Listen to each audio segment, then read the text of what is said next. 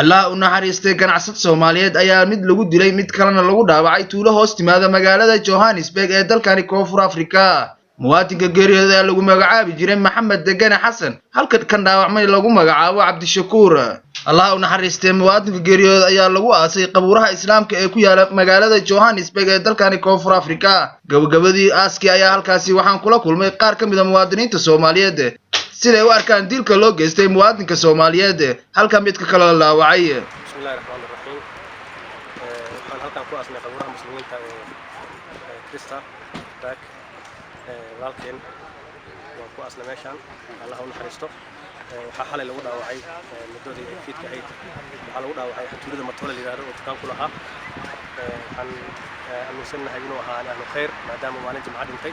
dhammaan community-ga ka soo qayb gashay waxaan u rajaynaynaa marka walaalka inuu Ilaahay kitaabkiisa midigta ka siiyo waana qofkii labaad ee Gauteng area ee bisha ku dhintay xariiste Maxamed adeerkaygu ahaa aad ba geeridan ay ii dhibtay oo macnaheedu u dareemay xanuun nin waalidii uu kuman buu ahaa gacanka macnaheedu ka xaq daran baa xalay dishay walaalka Cabdishakuurna sidoo kale waa la dhaawacay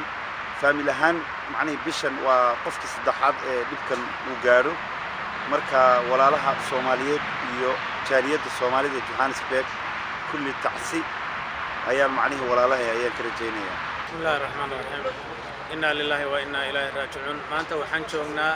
geeridii Maxamed Cali oo ah nin oday oo Koonfur Afrika laga yaqaano in badan buu joogi jiray Koonfur Afrika dukaanno ku lahaa kadibna wuxuu u laabtay xeryaha qaxootiga iyo Kenya muddo 6 sano ah ayuu maqnaa muddada 6 sano oo maqnaa dukaanadiisa waxba ka sii noolaa nimanay qaraabo ahaayeen qaar bay ku wareejiyeen dukaanadii dukaankii buu u soo laabtay isaga ka shaqeyn hayay isaga iyo rag kale oo qaraabada ah sida uu u dhintay waxay ahayd bacda maqribkii oo kale ayaa kursiga hore ee wuxuu fadhiyay dukaankiisa waxay u muuqatay maadaama aan ahayn dadkii ugu horeeyay ee tagay meesha si mission ah maxaa yeelay nimanka tuugada asay u soo socdeen bay 6 xabadood ku dhufteen kursigii uu ku fadhiyay kama una kicin naftu markay ka baxaysay nafaasta hal markacay isla kursiga hoostiisuna ku dhintay wiilkii kalena markuu saa u soo fiiriyay meeshan garabka ayay kaga dhufteen dhinacaas ay ka baxday alxamdulillah meel lameena jabinin ilaahay qabriga ha u nuuriyo qabrigiisa rawdatan min riyaadil janna ilaahay ha uga dhigo ani u jeedaan waa qabuuraha lagu aasay muslimiinta ku nool magaalada Johannesburg taasatan ay Soomaalida ugu qoran tahay oo qabuurahan ay u jeedaan waxaa badan ku aasay Soomaaliyeed oo dib loo geystay dalkani Koonfur Afrika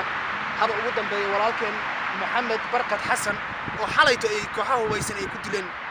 agaarka magaalada Johannesburg ee dalka Koonfur Afrika Idris Sheikh Ahmed Gure telefishinka caalamiga ee Kalsan magaalada Johannesburg dalka Koonfur Afrika